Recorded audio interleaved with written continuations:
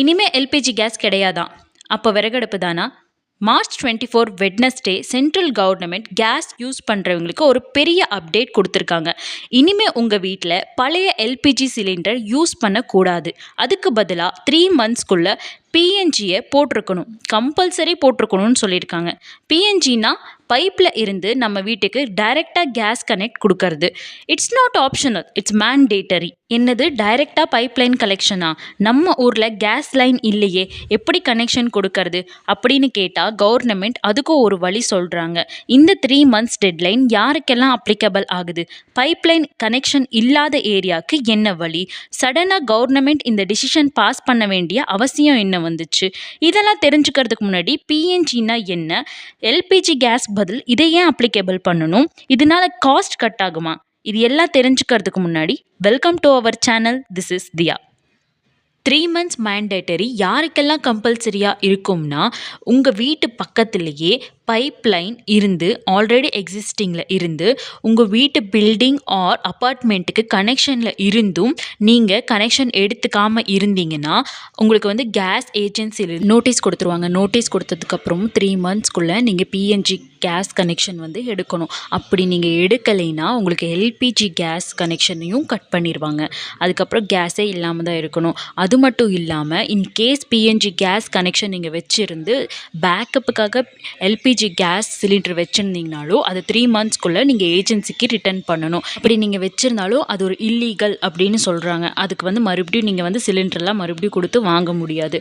Apartment association அவங்க pipe line போட permission கொடுக்கலைனாலும் இல்லை பில்டிங் ஓனர்ஸ் பெர்மிஷன் கொடுக்கலைனாலும் என்ன பண்ணுறது அப்படின்னு கேட்குறது.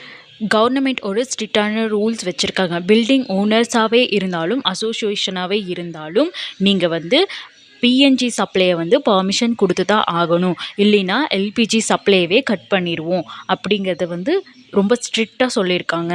அப்படின்னா இதில் வேறு எந்த வழியுமே கிடையாதா, பிஎன்ஜியே தான் பண்ணி ஆகணுமா அப்படின்னு கேட்டால் ஒரு சிலருக்கு ஆப்ஷனல் தான். அது யாருன்னு கேட்டால் இந்த வீக்கான ஏரியாஸ், அப்படின்னா இந்த ஹில் ஸ்டேஷனில் இருக்கிறவங்க, ஃபாரஸ்ட் ஏரியாவில் இருக்கவங்க, இந்த பைப் லைன் கொண்டுட்டு போக முடியாமல் இருக்கிற சுச்சுவேஷனில் இருக்கிற ஏரியாஸ்க்கெல்லாம் சிலிண்டர் எடுத்துக்கலாம், எல்பிஜி எடுத்துக்கலாம்.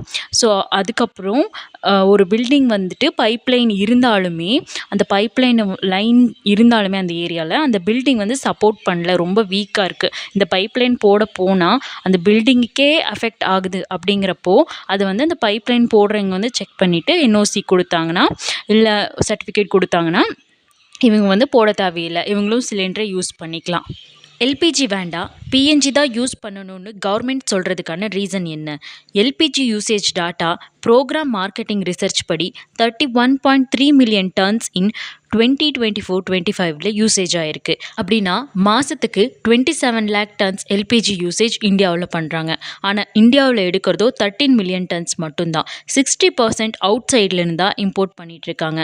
ஆனால் இந்த ஈரான் வார்னால் இம்போர்ட்டுக்கு ரொம்பவே கஷ்டமாக இருக்குது. ஷிப்ஸ் எதையுமே வெளியே விட மாட்டேங்கிறாங்க. அப்படி இருக்கிற சுச்சுவேஷனில் தான் இந்தியன் கவர்மெண்ட் இந்த மாதிரி ஒரு டிசிஷனை எடுத்திருக்காங்க. ஸோ இதனால் என்ன பெனிஃபிட்? பிஎன்ஜி அப்படி இல்லை. பிஎன்ஜி கேஸ் இம்போர்ட் பண்ணுறோம், ஆனாலும் நம்ம சொந்த நாட்டோட பாம்பே ஹை, கிருஷ்ணா கோதாவரி பேசின் இப்படி இருக்கிறதுனால இதுக்கு தான் ஃபஸ்ட்டு ப்ரியாரிட்டி கொடுக்குறாங்க. இந்த city gas network pipe natural gas supply கொடுக்குது.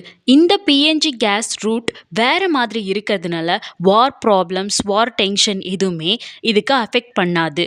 கவர்மெண்ட் கேல்குலேஷன் படி 60 லேக் ஹவுஸ்ஹோல்ட்ஸ் பக்கத்துலேயே இந்த பைப் இருந்தும் யாரும் கனெக்ஷன் எடுத்துக்கல. ஸோ இந்த ரூல்ஸை கொண்டு வரதுனால எல்லாரும் கனெக்ஷன் எடுத்துக்கிட்டா மிச்ச பேர் அஃபெக்ட் ஆகிற மிச்ச பேர்த்துக்கு மட்டும் நம்ம எல்பிஜி சப்ளை கொடுத்துக்கலாம் அப்படிங்கிற ஒரு ஐடியாவில் தான் இதை இவங்க கொண்டு வந்திருக்காங்க. பிஎன்ஜி சேஃபா இல்லையா? சயின்டிஃபிக்காக பார்க்குறப்போ பைப்புட் நேச்சுரல் கேஸ் இதில் மீத்தேன் இருக்குது. எப்படி வாட்டர் டைரெக்டாக வீட்டுக்கு வந்துருமோ அது மாதிரி கேஸ் சப்ளை கூட சிட்டி கேஸ் டிஸ்ட்ரிபியூஷன் மூலமாக டைரெக்டாக கிச்சனுக்கே வந்துடும். ஆனால் எல்பிஜியில் ப்ரோப்பேன் அண்ட் பூட்டேன் இருக்கிறதுனால ஹைலி ப்ரெஷர் கொடுத்துருப்பாங்க அதை ஃபில் பண்ணுறதுக்கு. ஆனால் பிஎன்ஜியில் அப்படி இல்லை, ரொம்ப சிம்பிள். மெயினாக ஸ்டோரேஜ் ஃபில் பண்ணணுங்கிறது இல்லை, சிலிண்டர் ஃபில் பண்ணணுங்கிறது இல்லை, புக் பண்ணணும் 10 நாளைக்கு முன்னாடிங்கிறது இல்லை, டிரான்ஸ்போர்ட்டேஷன் இல்லை அங்கேருந்து இங்கே கொண்டு வர்றதுக்கு, அப்புறம் ரெகுலேட்டரும் மெயினாக தேவைப்படாது. அது மட்டும் இல்லாமல் சிலிண்டர் இங்கே தூக்கி வைக்கணும் அங்கே தூக்கி வைக்கணுங்கிற எந்த பிரச்சனையும் கிடையாது. 24 ஹவர்ஸ் உங்களுக்கு கேஸ் வந்து அவைலபிளாகவே இருக்கும். ஆனால் இதில் ஒரு பயம் எல்லாருக்கும் இருக்கலாம். ஸோ 24 ஹவர்ஸ் நம்ம வீட்டை சுற்றி ஒரு கேஸ் பைப்லைன் இருக்கிறதுனால ஏதாவது ப்ராப்ளம் வருமா அப்படிங்கிற ஒரு சேஃப்டி பயம் இருக்கலாம். அதுக்குமே என்ன சொல்கிறாங்கன்னா, பிஎன்ஜி கேஸ் ரொம்ப light weighted.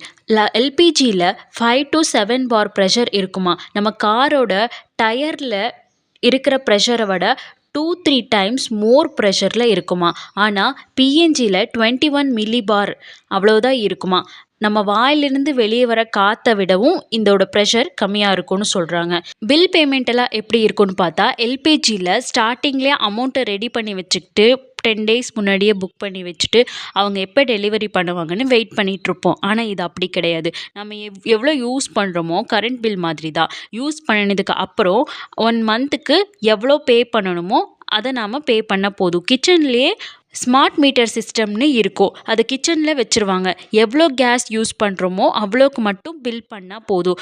Compare to LPG இது அதிகமாக பில் பண்ண வேண்டியது வருமா, பே பண்ண வேண்டியது வருமானு பார்த்தா 14.2 kg கேஸ் சிலிண்டர் 1 மந்த்துக்கு வருதுன்னா அதே ரேஞ்சில் 15 SCM ஸ்டாண்டர்ட் கியூபிக் மீட்டர் அதுவும் 1 மந்த்துக்கு வருமா. இந்த 14.2 kg வந்துட்டு 950 rupees வருது. ஆனால் அதே 15 SCM வந்துட்டு 720 to 750 தான் சார்ஜ் ஆகுதா. ஸோ அமௌண்ட்டும் கம்மி, 200 rupees சேவ் பண்ணலாம். அமௌண்ட்டும் கம்மி, ரிஸ்க்கும் கம்மியாக இருக்குது. இது வந்து ஆன்லைன்லையும் பே பண்ணிக்கலாம். ப்ரீபெய்ட் போஸ்ட்பெய்ட் எல்லா ஆப்ஷன்ஸும் இருக்கிறதுனால பே பண்ணுறது கூட ஈஸின்னு சொல்கிறாங்க. தமிழ்நாட்டில் எங்கெல்லாம் இருக்குதுன்னா, சென்னையில் OMR, ECR, Ambattur and Perambalur, Thanjavur, Dindigul இந்த ஏரியாவிலெல்லாம் இது எக்ஸ்பேண்ட் ஆகிட்டு வந்துட்டுருக்குது. ஸோ இப்போது கொடுத்துருக்கிற ரூல்ஸ் படி இது இன்னுமே எக்ஸ்பேண்ட் பண்ணுவாங்க. லேட்டஸ்ட் ரிப்போர்ட் படி 1,25 lakh நியூ கனெக்ஷன்ஸ் வந்து ஆட் ஆகிருக்குதாமா இந்தியாவில். பைப்லைன் கேஸ் வந்தால் பயப்படாதீங்க. உங்கள் வீட்டு பக்கத்தில் இருந்துச்சுன்னா நீங்கள் கனெக்ஷன் கொடுங்க. இது more safe and more save money. இந்த பிஎன்ஜியை பற்றி உங்கள் ஒப்பீனியன் என்னங்கிறத கமெண்ட்டில் சொல்லுங்கள். வீடியோ பிடிச்சிருந்தா லைக், ஷேர் அண்ட் கமெண்ட் பண்ணுங்கள். தேங்க்யூ.